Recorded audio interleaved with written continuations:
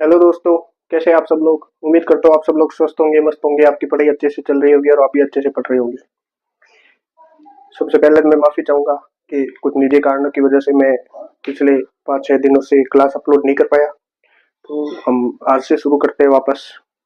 तो पिछली कक्षा में हमने डिस्कस किया था कि नगर पालिका स्वशासन कब बना था, कब पहली नगर पालिका की स्थापना हुई थी, राजस्थान में कब हुई थी, क्यों इसकी जरूरत पड़ी थी, किस संवैधानिक संशोधन के अंतर्गत इसको संशोधन मदद मिलती, वो सब हम डिस्कस कर चुके हैं। अगर आपको नहीं पता है तो आप मेरा पिछला वीडियो जाके देख सकते हैं, उसमें बहुत डिटेल्स में समझाया गया है और वो काफ़ी महत्वपूर्ण वीडियो भी है, उसमें से सवाल आने के चांसेस बन सकते हैं। और अब सिलेबस के बारे में आप सबको पता है, हमको भी पता है, सबको पता है कि सिलेबस क्या है, जीके है, अधिनियम वगैरह, हम इसमें ज़्यादा डिस्कस नहीं करते। कभी इसमें कुल धारा है, कुल धारा 344 है क्या, और कुल अध्याय अध्याय 17 है, अनुसूचियाँ अनुसूचियाँ 6 है, 344 धारा 6 अनुसूचियाँ 17 अध्याय। तो अब सिलेबस के बारे में ज़्यादा डिस्कस नहीं करते, वो सबको पता है क्या। वो जिसको नहीं पता आप थोड़ा सिलेबस समझ लेना। हम बिना टाइम वेस्ट किए हमारा सीधा पाठ्यक्रम शुरू करते हैं। मैं आपको थोड़ा इतना बता देता हूँ कि राजस्थान नगर पालिका अधिनियम भाग ब में, भाग ब है जो हमारा बी या ब, राजस्थान नगर पालिका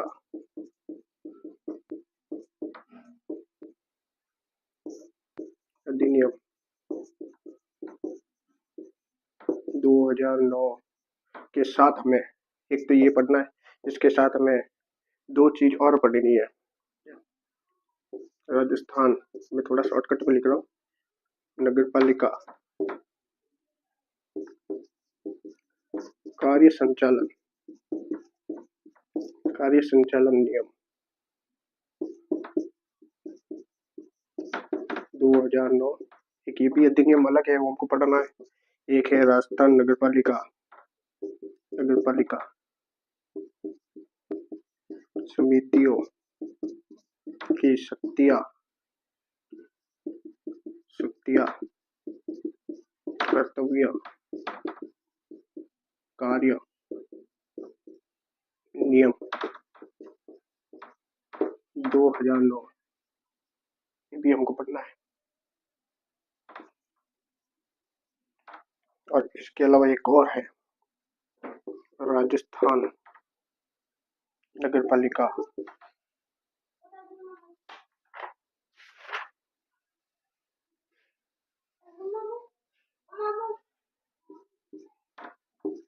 संविदा, राजस्थान नगर पालिका संविदा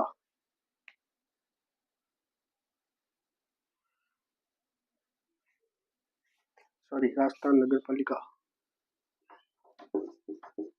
सामग्री का क्रय व संविदा नियम 74, ये चारों हमको पढ़ना है।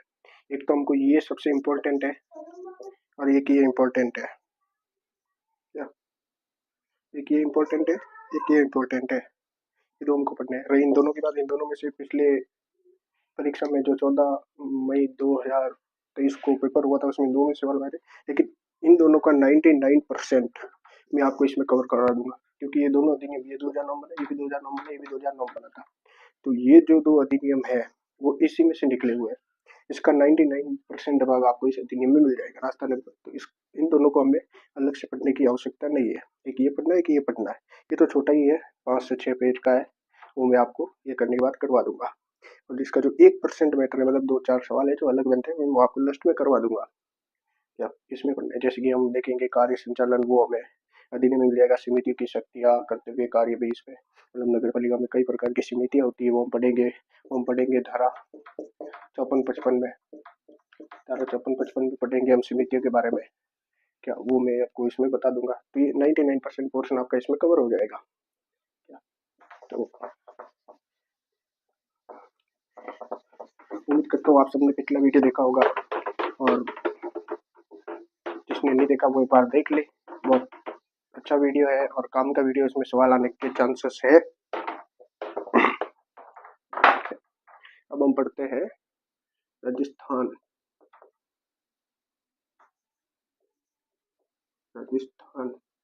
नगर पालिका अधिनियम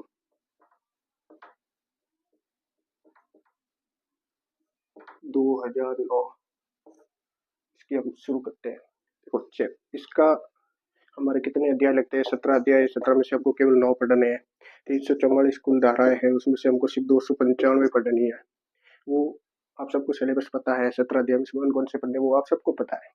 तो हमारा जो पाठ्यक्रम है वो अध्याय 2 से शुरू होता है। अध्याय 1 हमको नहीं पढ़ना है, मतलब हमारे सिलेबस में नहीं है।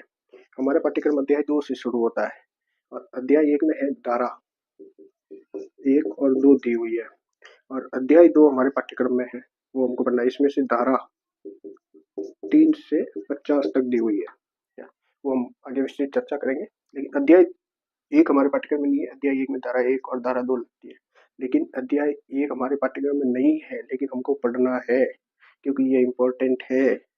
और हमारे पाठ्यक्रम में नहीं होने के बावजूद पिछला जो पेपर हुआ था, जो भी रद्द हो गया 14 मई 2023 को, उसमें धारा 2 में से क्वेश्चन आया हुआ है। क्या मैं आपको क्वेश्चन भी बता देता हूँ। वो क्वेश्चन था भाई, धारा 2 में से क्वेश्चन आया था 14 मई का फर्स्ट शिफ्ट का पेपर, क्वेश्चन नंबर 99, धारा 2 में से फर्स्ट शिफ्ट क्वेश्चन नंबर 99 धारा 2 से संबंधित था। आप जाके देख लेना पिछला पेपर। तो हमको ये थोड़ा पढ़ना है, तो हम शुरू करते हैं। तो हम शुरू करते हैं पहला अध्याय। अध्याय 1। अध्याय 1 का जो नाम है, अध्याय 1 हमको नाम भी ध्यान में रखने हैं। अध्याय 1 का जो नाम है वो है प्रारंभिक। और इसमें जो धारा लगती है, धारा 1 और 2 ये लगती है प्रारंभिक। प्रारंभिक का मतलब क्या होता है? प्रारंभ। धारा 1 अध्याय का नाम ही प्रारंभिक है, तो सबसे पहले प्रारंभ करते हैं। श्री गणेश करेंगे। प्रारंभिक से क्या से है, मतलब धारा 1 का क्या नाम है, धारा 1 की संक्षिप्त व्याख्या क्या है। तो हम देखते हैं, धारा 1 है संक्षिप्त नाम प्रसार। संक्षिप्त नाम प्रसार व लागू, ये है धारा 1। तो इससे क्या तात्पर्य है? धारा 1 में दिया हुआ है एक संक्षिप्त नाम, इसका नाम क्या होगा भाई? राजस्थान, पूरा ही लिख लेता हूँ, नगर पालिका अधिनियम, नगर पालिका अधिनियम 2009, ये इसका संक्षिप्त नाम होगा। भाई प्रश्न पूछ ले भाई, धारा 1 के अनुसार राजस्थान नगर पालिका अधिनियम 2009 का संक्षिप्त नाम क्या होगा? तो वही होगा राजस्थान नगर पालिका अधिनियम 2009। फिर इसमें दिया हुआ है प्रसार, इसका प्रसार कहाँ पे होगा? प्रसार तो ऑप्शन दे सकता है कि भाई धारा 1 के अनुसार, या फिर राजस्थान नगर पालिका अधिनियम 2009 धारा 1 के अनुसार इसका प्रसार कहाँ पे होगा। इस तो ऑप्शन दे सकता है संपूर्ण राज्य,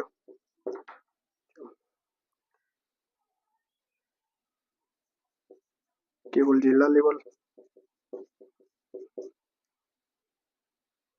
जिला स्तर पर, या ए बी सी डी, केवल जिला छावनी क्षेत्रों को छोड़कर,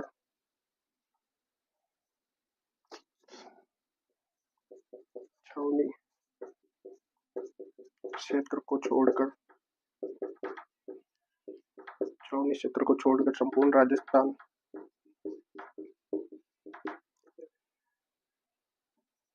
तो इनमें से कोई नहीं। बताओ इसका क्या होगा? प्रसार कहाँ पे होगा? इसके बाद है प्रसार। प्रसार कहाँ होगा इसका? संपूर्ण राजस्थान, परंतु छावनी क्षेत्र को छोड़कर।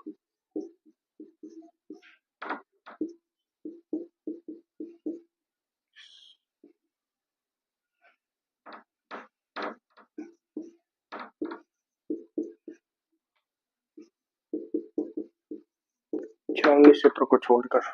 वह छावनी क्षेत्र क्या है? छावनी क्षेत्र मैं बता रहा हूँ।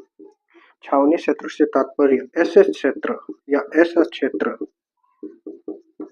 जहां सेना रहती हो,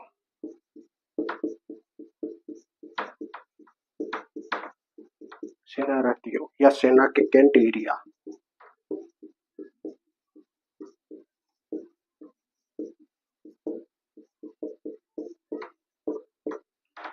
जहाँ सेना रहती हो या जहाँ सेना का कैंट एरिया है, वहां पर ये अधिनियम या इसकी कोई भी धारा, इसका कोई भी निर्देश लागू नहीं होगा।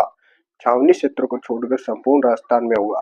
तो अगर सवाल पूछे तो संपूर्ण राजस्थान मत करके आ जाना, वहां पर ऑप्शन जरूर होगा छावनी क्षेत्र को छोड़कर संपूर्ण राजस्थान या संपूर्ण राजस्थान। क्वेश्चन में लिखा होगा छावनी क्षेत्र को छोड़कर, ये ऑप्शन जरूर होगा। क्या ये थोड़ा देख लेना। फिर इसके बाद है संक्षिप्त नाम हो गया प्रसाद में। इसके बाद है लागू। लागू लागू कब से होगा? ये इसको राज्यपाल की स्वीकृति मिली थी 11 सितंबर 2009। ये राज्यपाल स्वीकृति मिली थी 2009 को। लागू हुआ था ये 15 सितंबर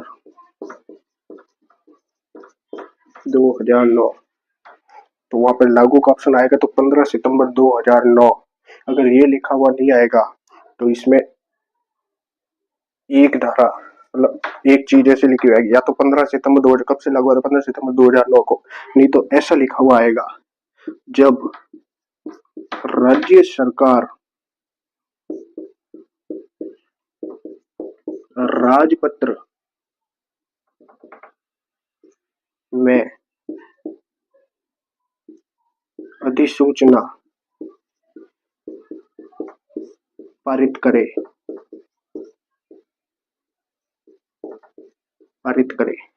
या तो ये ऑप्शन होगा जब राज्य सरकार राजपत्र में अधिसूचना पारित करे, या फिर डेट आएगी तो 15 सितंबर 2009। तो ये भी थोड़ी काम की चीज है, पूछा जा सकता है।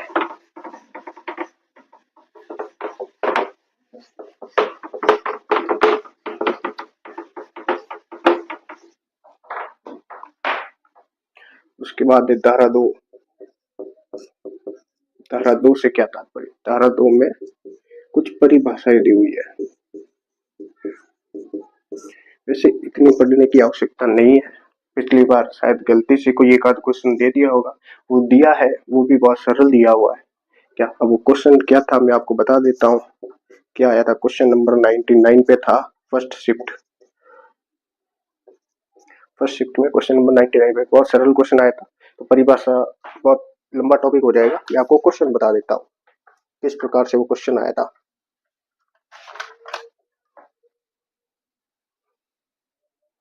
वो था राजस्थान नगरपालिका अधिनियम 2009 की धारा 2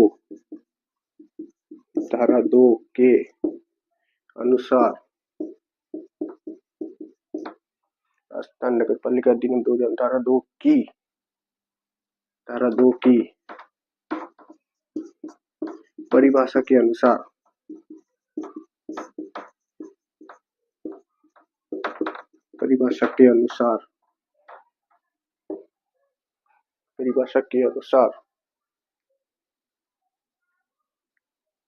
निम्नलिखित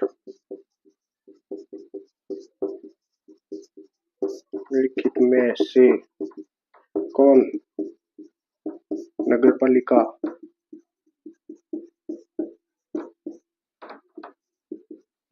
शब्द में शामिल नहीं है?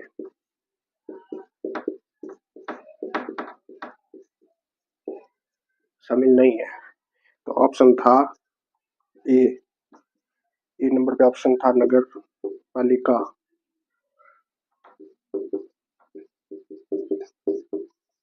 नगर पालिका बोर्ड, नगर पालिका बोर्ड। ऑप्शन बी था नगर निगम, नगर परिषद। ऑप्शन सी था नगर निगम। ऑप्शन डी था राज्य परिषद। अब कौन ये क्वेश्चन छोड़ के आएगा? तो राज्य परिषद ही होगा इसका उत्तर। तो भाई नगर पालिका बोर्ड होता है, राज्य नगर पालिका परिषद होती है, नगर निगम होती है। मतलब इन तीनों के लिए राजस्थान नगर पालिका अधिनियम, नगर पालिका अधिनियम 2009 में नगर पालिका शब्द ही प्रयोग किया गया। मतलब नगर परिषद, नगर निगम, नगर पालिका बोर्ड के लिए सिर्फ नगर पालिका शब्द का प्रयोग किया गया पूरा अधिनियम में। तो ये बहुत सरल क्वेश्चन था। तो धारा 2 में वैसे अलग अलग कई प्रकार की परिभाषाएं दी हुई है, लगभग इसमें 70-80 तरह की परिभाषाएं हैं। इसको क्या कहेंगे अधिनियम में, इसको क्या कहेंगे। तो पिछली बार शायद एक आध क्वेश्चन गलती से दे दिया होगा, और दिया तो भी सरल है, कोई भी करके आ जाता है इसको। जो आउट ऑफ सिलेबस अगर दे भी दिया ना, वो सरल देंगे कि यार कोई कर लेगा। तो हम हमारा शुरू करते हैं अध्याय 2, जो हमारे मेन पाठ्यक्रम में है। अध्याय 2 गठन एवं शासन। गठन एवं शासन, ये है अध्याय 2, जिसमें लगती है धारा 3 से लेकर 50 तक। ये है हमारा इम्पोर्टेंट। यहाँ से हमारा शुरू होता है पाठ्यक्रम। ये हमको पढ़ना है। तो अध्याय 2 इसका क्या नाम है? गठन एवं शासन। कितनी धारा लगती है? 3 से लेकर 50 तक। तो हम शुरू करते हैं धारा 3। धारा 3 क्या है? धारा 3 मतलब पहले नगर पालिका प्रारंभिक काम में लागू होगा, वो सब हमने देख लिया, कब लागू हुआ था, वो सब धारा 1 और 2 में देख लिया। तो नगर पालिका के लिए सबसे पहले हमें गठन करना पड़ेगा, उसके बाद शासन होगा। तो सबसे पहले गठन करने के लिए भी कौन निश्चित करेगा कि भाई यहाँ पे नगर पालिका होगी, यहाँ पे नहीं होगी, ये क्षेत्र नगर पालिका में होगा, ये क्षेत्र नहीं होगा? कौन डिसाइड करेगा? राज्य सरकार डिसाइड करती है कि ये क्षेत्र नगर पालिका। जहाँ क्षेत्र की बात आ जाती है, ये क्षेत्र नगर पालिका में होगा, ये नहीं होगा, या नगर पालिका का क्षेत्रफल इतना बड़ा होगा। तो ये सब किसके द्वारा निश्चित होता है? राज्य सरकार के द्वारा। परंतु किस विधि के द्वारा? वो होती है परिसीमन विधि, मतलब सीमांकन परिसीमन।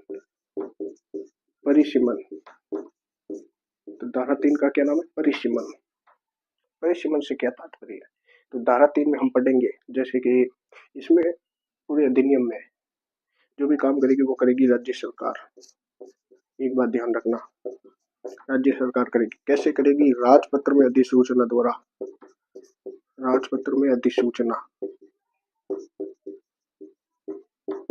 अधिसूचना द्वारा राज्य सरकार करेगी, ध्यान रखना।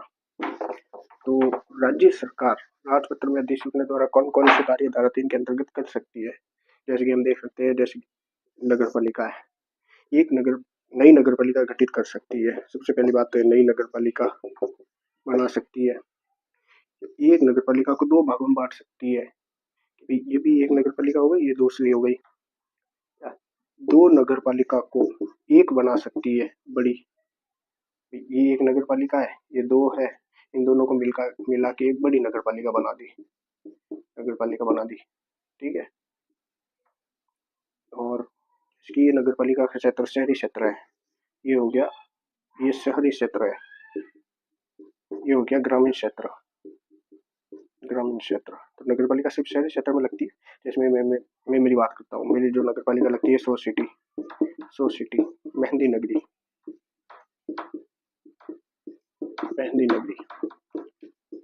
मैं सो सिटी मेहंदी नगरी का निवासी हूँ, और में प्रॉपर शहरी क्षेत्र में तो हमारे नगर पालिका लगती है। ये ग्रामीण क्षेत्र है। यदि राज्य सरकार को लगे कि भाई ये शहरी क्षेत्र है और ये यहाँ पे कोई गांव है या ग्राम है, और राज्य सरकार को लगे कि भाई ये गांव थोड़ा शहरी क्षेत्र की तरफ बढ़ रहा है, या यहाँ पर लोग ठीक ठाक पढ़े लिखे हैं और आबादी भी ठीक ठाक है, सुख सुविधाएं हैं, और राज्य सरकार का प्रशासन भी ठीक ठाक है, तो यदि सरकार को लगे कि भाई इस क्षेत्र को शहरी क्षेत्र में सम्मिलित करना चाहिए, तो फिर राज्य सरकार राजपत्र में अधिसूचना द्वारा किसी क्षेत्र को नगर पालिका क्षेत्र में सम्मिलित कर सकती है। इसको कर दिया मान लो, और किसी क्षेत्र को नगर पालिका क्षेत्र से बाहर निकाल सकती है। यदि राज्य सरकार को लगे कि सोसाइटी के ये शहरी क्षेत्र है, इसको बाहर निकालना है, तो राज्य सरकार इसको बाहर निकाल के सोसाइटी को बस इतना रख सकती है। तो इसमें क्या क्या काम कर सकते हैं राज्य सरकार, हम देखते हैं।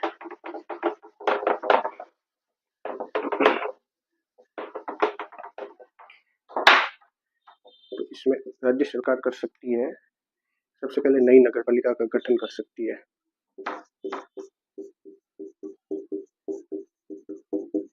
नई नगर पालिका गठन,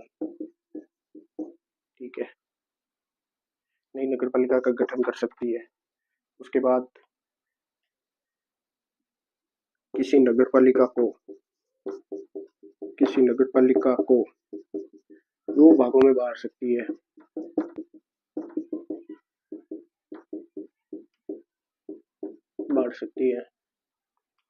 या 2 नगर पालिका को एक बना सकती है,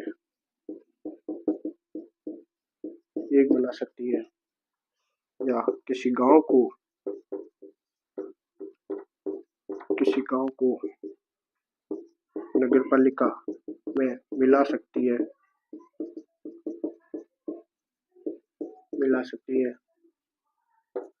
या किसी गांव को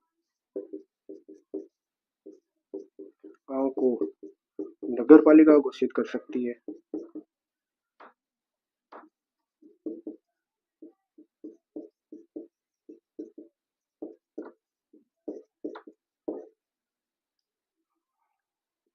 पहले इसका स्क्रीनशॉट ले लीजिए।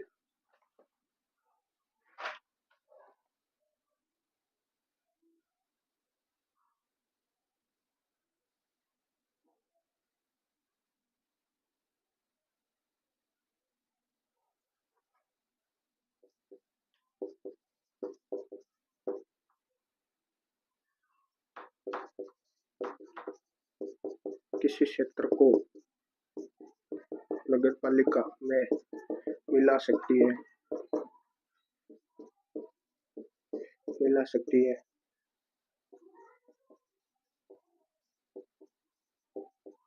इस क्षेत्र को नगर पालिका से अपवर्जित,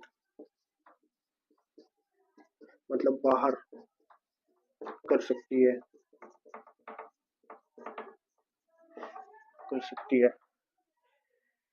स्क्रीनशॉट ले लो आप फटाफट।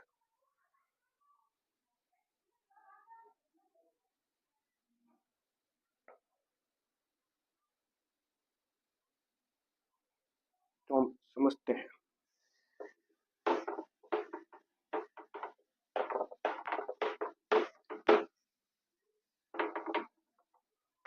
यदि राज्य सरकार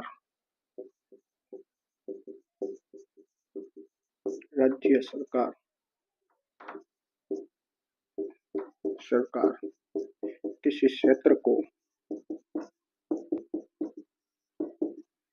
नगर पालिका में मिलाती है,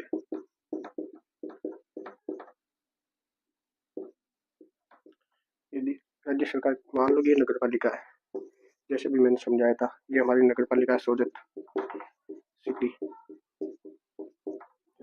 मान लो सरकार को लगे कि इस नगर पालिका को यहाँ तक बनना चाहिए, इस गांव को या इस स्थानीय क्षेत्र को नगर पालिका सोजत सिटी का शहरी क्षेत्रफल इतना कर दे, मान लो ये हो गया। तो ये अभी बना है,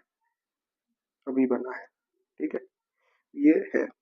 यहाँ पे वार्डों के चुनाव हो रखे हैं, पार्षद वगैरह सब है, यहाँ पे सदस्य हैं, यहाँ पे वार्ड है, ये अभी भी बना है। तो यदि राज्य सरकार किसी क्षेत्र को नगर पालिका में मिलाती है, मान लो ये क्षेत्र मिलाया है, यहाँ पे तो पहले से चुनाव हो रखे हैं, यहाँ पे पार्षद सदस्य सब है, मान लो यहाँ पे सरकार को परिसीमन करके कितने वार्ड बनाने हैं, चुनाव करवाने, वो सब 6 माह के अंदर करवाने पड़ेंगे। 6 माह के अंदर, मतलब यदि राज्य सरकार किस क्षेत्र को नगर पालिका मिलाती है तो उक्त क्षेत्र के लिए, मतलब उस क्षेत्र के लिए चुनाव इतनी अवधि में 6 माह में करवाने आवश्यक है।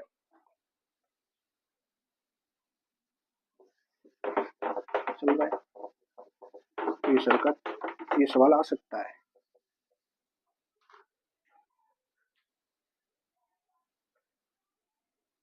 ये सवाल आ सकता है कि यदि राज्य सरकार किसी स्थानीय क्षेत्र को नगर पालिका में सम्मिलित करती है तो कितनी अवधि में या कितने समय में वहां पर चुनाव करवाने वाले, तो क्या ऑप्शन होगा? 6 माह। थोड़ा ध्यान रखना। अब दूसरा हम इसमें देखते हैं।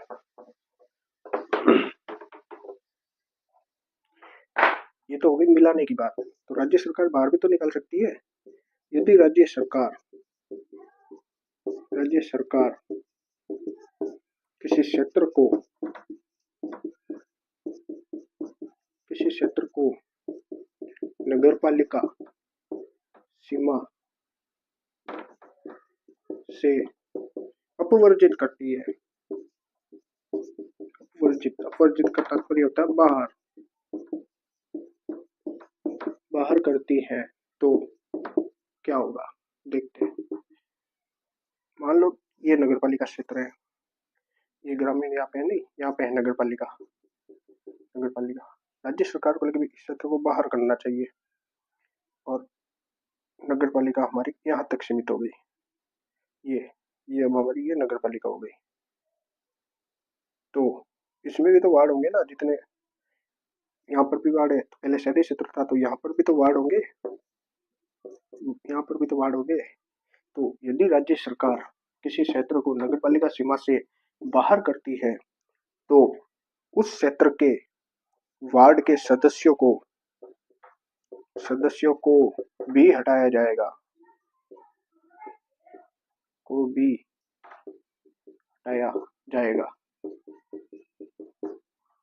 इसमें एक नोट करने वाली बात है, परंतु कितने समय में हटाया जाएगा ये निश्चित नहीं है।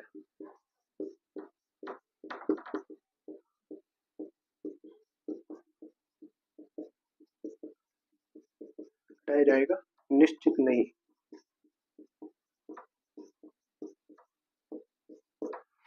जैसे कि ये सवाल पूछ ले कि राजस्थान नगरपालिका अधिनियम 2009 के अनुसार धारा 3 के अंतर्गत यदि किसी क्षेत्र को नगरपालिका सीमा से बाहर किया जाता है तो उसके सदस्यों को कितने समय में हटाया जाएगा। मान लो वहां पे ऑप्शन दे दे 6 माह, ये ऑप्शन हो गया 6 माह, या बी ऑप्शन हो गया 12 माह, या सी ऑप्शन हो गया 3 माह, या डी ऑप्शन हो गया निश्चित नहीं।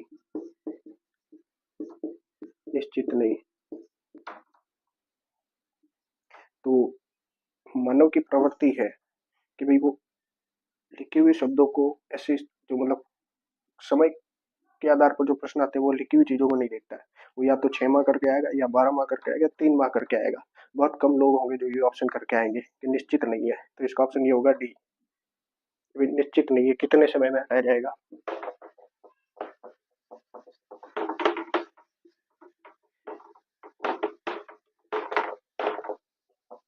उम्मीद करता हूँ आप सब लोगों को समझ में आ रहा होगा। और अभी तक यदि आपने चैनल सब्सक्राइब नहीं किया है तो आप सब लोग चैनल को सब्सक्राइब करें, इससे हमें भी मोटिवेशन मिलता है। वीडियो को लाइक करें, अपने जो भी दोस्त है, सहपाठी है जो तैयारी कर रहे हैं उनके साथ भी साझा करें।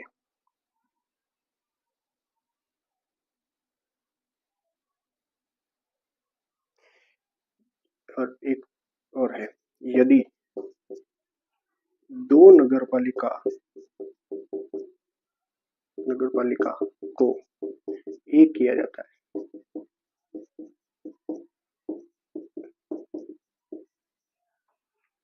इससे क्या मतलब है? राज्य सरकार सरकार किसी नगरपालिका को किसी अन्य नगरपालिका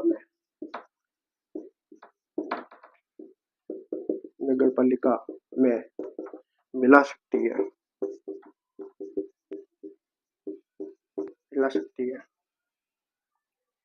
इससे क्या मतलब हुआ? जैसे कि मान लो ये हमारा क्षेत्र है, सोजत शहरी क्षेत्र, ये हमारी नगरपालिका है। मान लो ये सोजत से थोड़ा आगे जैतारण है हमारे। सरकार को लगे कि इन दोनों को एक कर देना चाहिए। जैतारण गिरी सुमेल युद्ध याद आया? गिरी सुमेल युद्ध 1544, मालदेव और शेरशाह सूरी मुट्ठी पर बाजी के लिए हिंदुस्तान की बादशाह को देता। याद आया कुछ? ये वही जैतारण है। यदि सरकार को लगे कि इन दोनों को एक कर देना चाहिए, जैतारण नगर पालिका को सोजत में मिला देना चाहिए, दोनों का क्षेत्र एक कर देना चाहिए और एक बड़ी नगर पालिका बना देनी चाहिए, तो ऐसी कंडीशन में क्या होगा?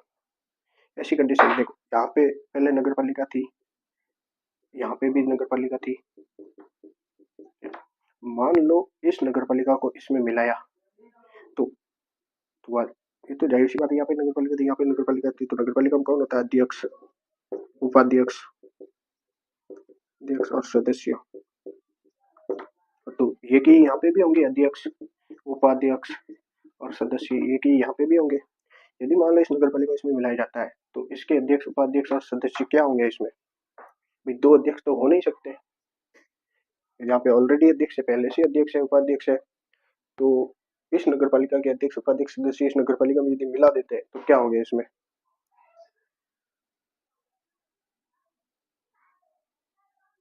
ये भी इसके सदस्य हो जाएंगे। सदस्य का मतलब होता है सदस्य। इसको आम बोलचाल भाषा में बोलते हैं हम पार्षद। आम बोलचाल भाषा में बोलते हैं पार्षद। तो इसका जो अध्यक्ष होगा वो भी सिर्फ सदस्य बन के रह जाएगा, पार्षद।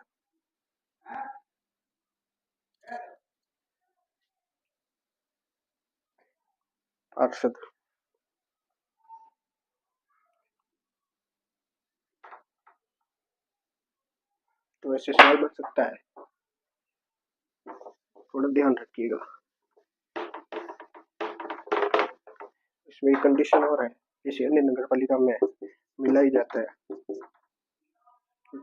मिलाई जाती है, तो ये दो नगर पालिका है, एक कर दो, इन दोनों को मिला के एक कर दी, और मान लो इसके चुनाव को हुए 2 साल हो गए और इसके चुनाव अभी हुए 1 साल हुआ, तो इसका कितना कार्यकाल बाकी है? 3 साल। इसका कितना कार्यकाल बाकी है? 4 साल।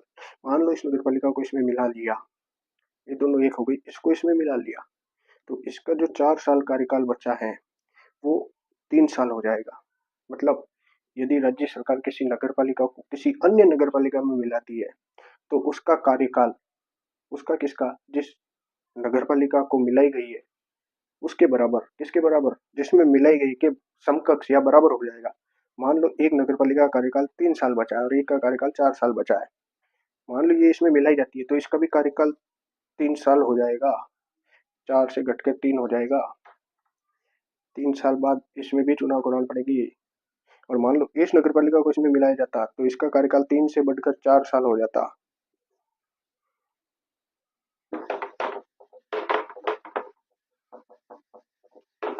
उम्मीद करता हूँ आप सब लोगों को समझ में आ रहा होगा। बस आप साथ साथ लिखते जाइए, नोट्स बनाते जाइए, और वीडियो के बेहतर एक्सपीरियंस के लिए मैं आपको सुझाव दूंगा कि आप वीडियो को 1.50 या 1.5 की स्पीड से देखें, एक्सपीरियंस अच्छा होगा। एक है, यदि किसी गांव को नगर पालिका बना दिया जाए,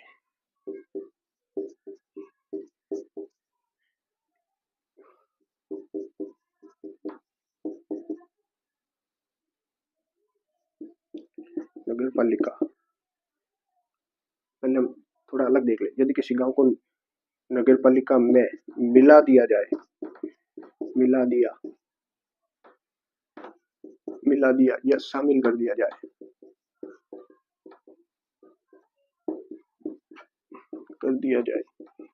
तो क्या होगा? मान लो ये है एक नगर पालिका, ये इसका ग्रामीण क्षेत्र है। सरकार को लगी भाई इस क्षेत्र को भी गांव शहरी क्षेत्र में मिला देना चाहिए। कोई गांव था, मान लो XYZ कोई गांव था, इसको इसमें मिला दिया तो ये शहरी क्षेत्र इतना बड़ा हो गया। पहले इतना था, फिर इतना बड़ा हो गया। और ये तो हमने भी पढ़ लिया था भाई, इसके चुनाव 6 माह की अवधि में करवाने आवश्यक है। पढ़ा था 6 माह में इस क्षेत्र के लिए चुनाव करवाने आवश्यक है। यदि किसी गांव को इसमें मिलाया जाता है 6 माह में चुनाव करवाने आवश्यक है।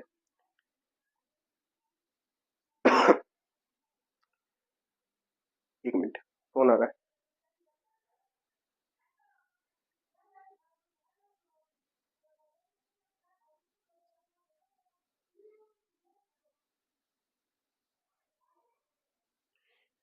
क्या बोल रहा था मैं? 6 माह में चुनाव करवाने आवश्यक है। और यहाँ पे क्या होता है, अध्यक्ष, उपाध्यक्ष और सदस्य। सदस्य से आप तात्पर्य हम आमतौर बोलचाल भाषा में क्या बोलते हैं, पार्षद। अध्यक्ष, उपाध्यक्ष और इस गांव को, मान लो कोई XYZ गांव है, इसको इसमें मिलाया गया तो गांव में हम जानते हैं क्या होता है, सरपंच, उप सरपंच, पंच और वार्ड पंच। वार्ड पंच ये 3 होते हैं इसमें। तो मान लो इस गांव को इसमें मिलाया जाता है तो ये तीनों क्या बनेंगे इसमें, मतलब क्या हो जाएंगे, इसमें आके क्या हो जाएंगे। सरपंच साहब अध्यक्ष तो बन नहीं सकते, तो क्या हो जाएंगे। तो इस गांव में जो सरपंच, उप सरपंच और वार्ड पंच होंगे वो शहरी क्षेत्र में आके अतिरिक्त सदस्य कहलाएंगे। अतिरिक्त सदस्य। मान लो किसी गांव को नगर पालिका में सम्मिलित किया जाता है तो उस गांव के सरपंच, उप सरपंच और वार्ड पंच अतिरिक्त सदस्य कहलाएंगे। क्या?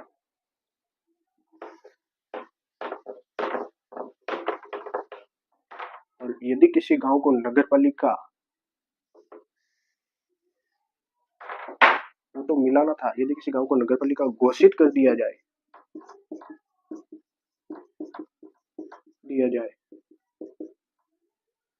जैसे कि मान लो ये कोई शहरी क्षेत्र है, यहाँ पे नगर पालिका है, ये ग्रामीण क्षेत्र है। ग्रामीण क्षेत्र में कई गांव होते हैं, मान लो ये 1 हो गया, ये 2 हो गया, ये 3 हो गया, या फिर चौथा गांव हो गया, या फिर 5वां गांव हो गया। कई गांव, यदि सरकार को लगे कि इस गांव को नगर पालिका घोषित कर देना चाहिए, भाई ये तो ये नगर पालिका हो, ये नगर पालिका इस गांव में और बना दे, या इस गांव में नगर पालिका बना, जनसंख्या ठीक ठाक है, वो सब है, तो यदि इस गांव को नगर पालिका घोषित कर दिया जाता है, वैसी कंडीशन में गांव में कौन होते हैं, सरपंच साहब होते हैं, उप सरपंच साहब होते हैं और वार्ड पंच होते हैं। तो ऐसी कंडीशन में तीनों क्या बन जाएंगे, वो तो था किसी गांव को नगर पालिका में मिला दिया जाता है तो अतिरिक्त सदस्य कहलाते हैं। और यदि किसी गांव को ही नगर पालिका बना दे तो क्या हो जाएंगे, सरपंच साहब बन जाएंगे अध्यक्ष, उपाध्यक्ष बन जाएंगे उप सरपंच साहब और वार्ड पंच बन जाएंगे सदस्य। सदस्य से तात्पर्य पार्षद। समझ में आया?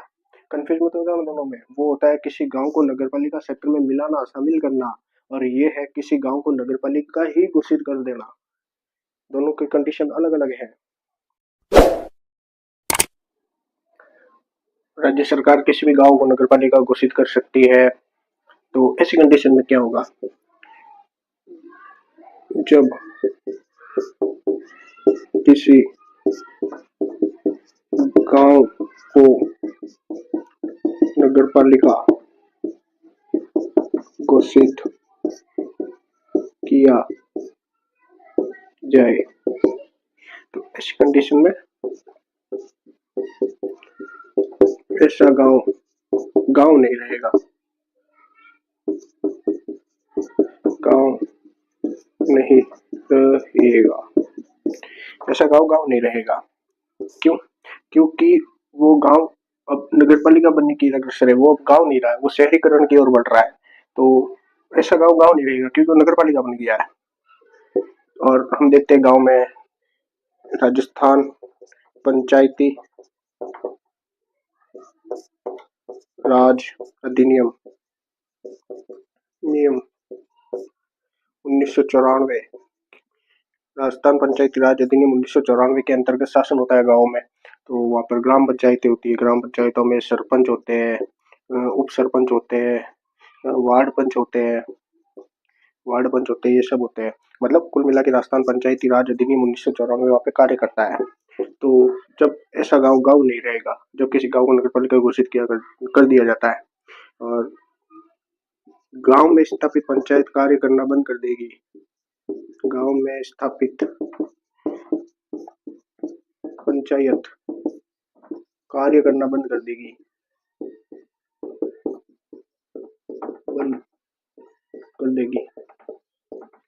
गांव में स्थापित पंचायत कार्य करना बंद कर देगी।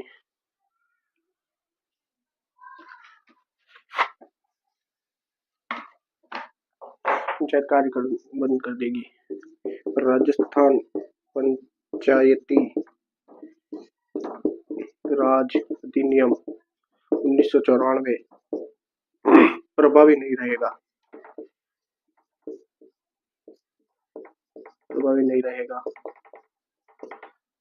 पंचायतें कार्य करना बंद कर देगी क्योंकि वो अब नगर पालिका बन गया है।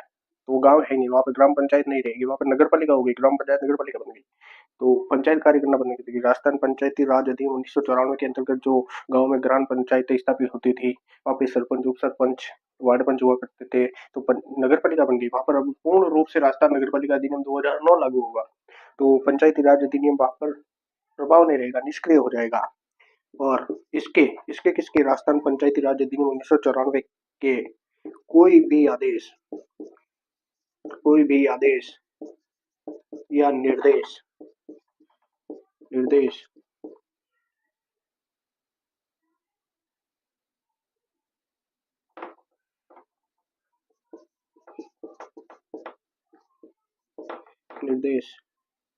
लागू नहीं होंगे।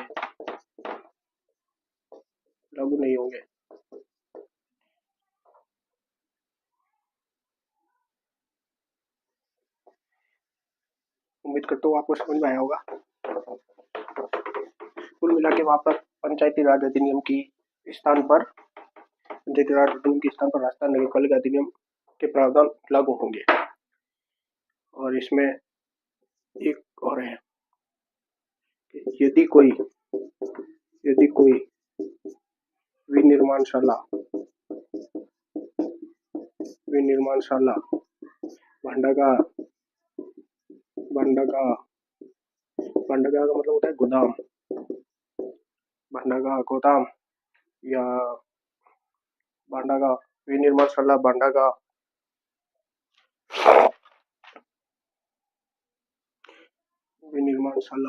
गोदाम, कारोबार, उद्योग आदि कोई चीज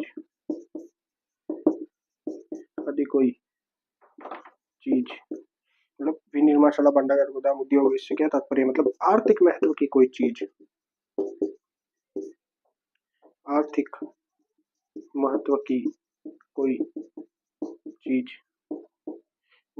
विनिर्माण, भांडागार, गोदाम, उद्योग आदि कोई चीज यदि दो नगर पालिका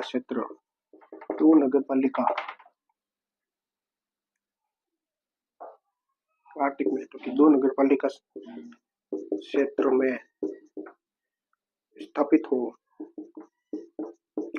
हो तो राज्य सरकार राजपत्र में अधिसूचना द्वारा ऐसा अलग नगर पालिका क्षेत्र घोषित कर सकेगी।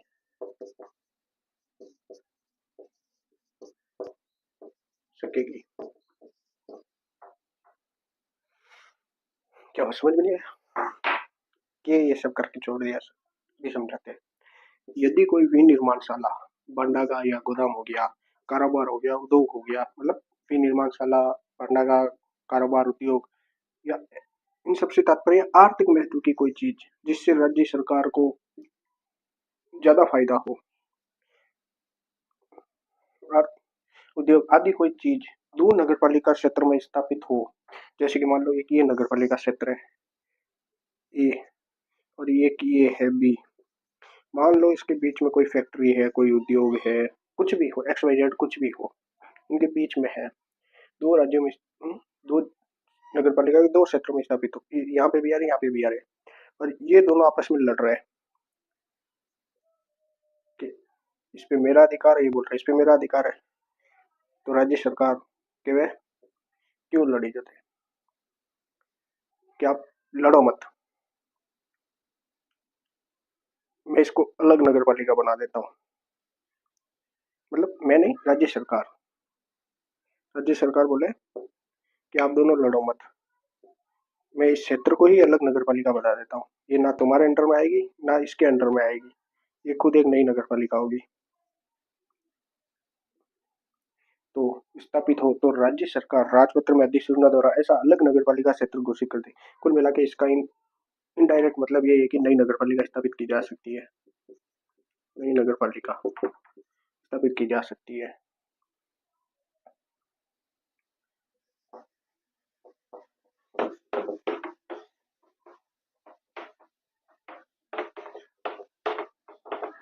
तो धारा 3 के अंतर्गत हमने पढ़ा परिसीमन,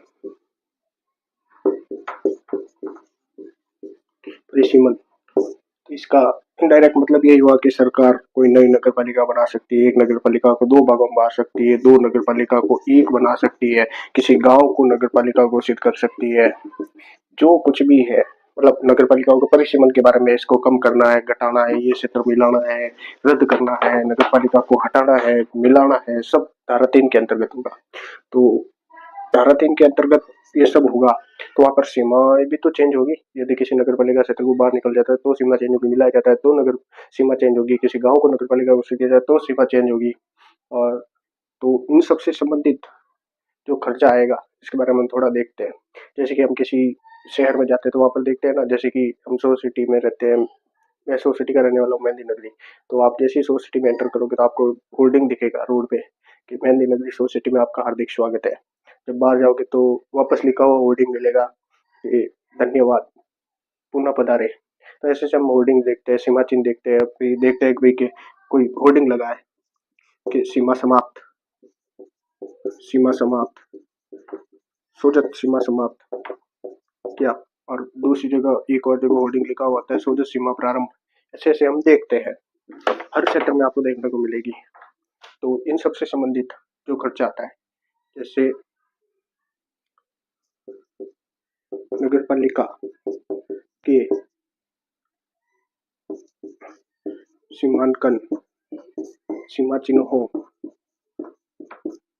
सीमा चिन्हों, चिन्हों, परिसीमन, परिसीमन या सीमांकन, सीमा चिन्हों, परिसीमन, सीमा निर्धारण, सीमा निर्धारण, निर्धारण, इन सबसे संबंधित कार्य, सीमा निर्धारण आदि कार्य कौन करेगी? राज्य सरकार नहीं, कलेक्टर, कलेक्टर किसके कहने पर? राज्य सरकार के कहने पर, ये थोड़ा ध्यान रखना। आदि कार्य कलेक्टर या कलेक्टर द्वारा,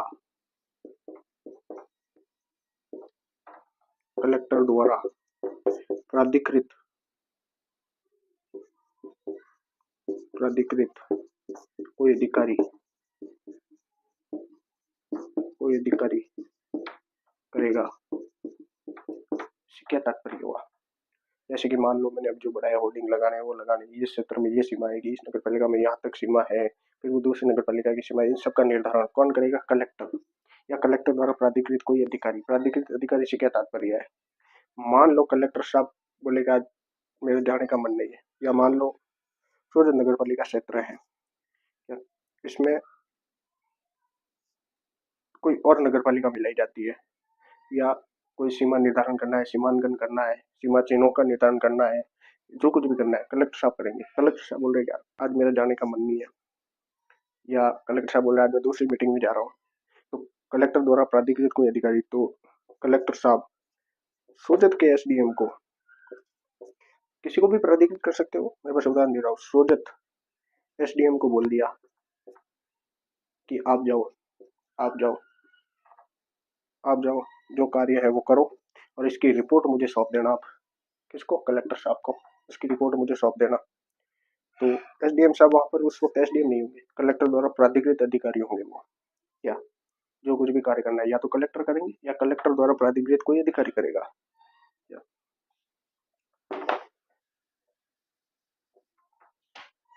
परंतु मान लो कि जो सीमांकन होता है, सीमांकन चिन्हों का कार्य होता है, सीमा निर्धारण का कार्य होता है, कलेक्टर साहब यहाँ पे आएंगे, सोजत में सीमा निर्धारण करेंगे, सीमा चिन्ह देखेंगे, वो सब देखेंगे। हम भी कहीं पे जाते हैं तो हम भी यार चाय पानी नाश्ता करते हैं, तो कलेक्टर साहब कलेक्टर साहब को भूख लगी, कलेक्टर साहब कचौरी खान खातिर राज्य सरकार को थोड़ी बोलेगा कि सरकार भूख लग रही है, थोड़ा खर्चा पानी करा दियो, सरकार खर्चा पानी करा दियो, या फिर नाश्तो करा दियो, चाय पा दियो। तो ऐसे उदाहरण दे रहा हूँ। मतलब सीमांकन है, सीमा चिन्हों का निर्धारण है, परिसीमन, इसमें जो भी खर्चा आएगा, परंतु उक्त कार्य, उक्त कार्य कौन से? ये सब कार्य, परंतु उक्त कार्य संबंधित नगर पालिका द्वारा संबंधित नगर पालिका के खर्चे पर किए जाएंगे, परंतु उक्त कार्य संबंधित नगर पालिका के खर्चे पर किए जाएंगे। मान लो सवाल भी पूछ ले कि राजस्थान नगर पालिका अधिनियम की धारा 3 के अनुसार नगर पालिका के सीमांकन, सीमा चिन्हों का निर्धारण या परिसीमन, सीमा निर्धारण आदि कार्यों द्वारा कलेक्टर या कलेक्टर द्वारा प्रदत्त कोई अधिकारी किसके खर्चे पर करेगा? वहां पे ए ऑप्शन आ जाएगा राज्य सरकार, राज्य सरकार, या बी ऑप्शन आ जाएगा कलेक्टर द्वारा या कलेक्टर कार्यालय द्वारा। तीसरा हो गया संबंधित नगर पालिका द्वारा, संबंधित नगर पालिका द्वारा, या डी हो गया इनमें से कोई नहीं, इनमें से कोई नहीं। तो ज्यादातर सोचेंगे भी या तो कलेक्टर साहब कर रहे हैं तो कलेक्टर द्वारा किया जाएगा, या फिर हम देखते हैं कि भी नगर पालिका नहीं बना कौन रहा है? राज्य सरकार। घटा कौन रहा है? राज्य सरकार। मिला कौन रहा है? राज्य सरकार। सब राज्य सरकार कर रहे हैं तो खर्चा भी राज्य सरकार देगी। नहीं, संबंधित नगर पालिका द्वारा ये आएगा। इसमें थोड़ा ध्यान रखिएगा।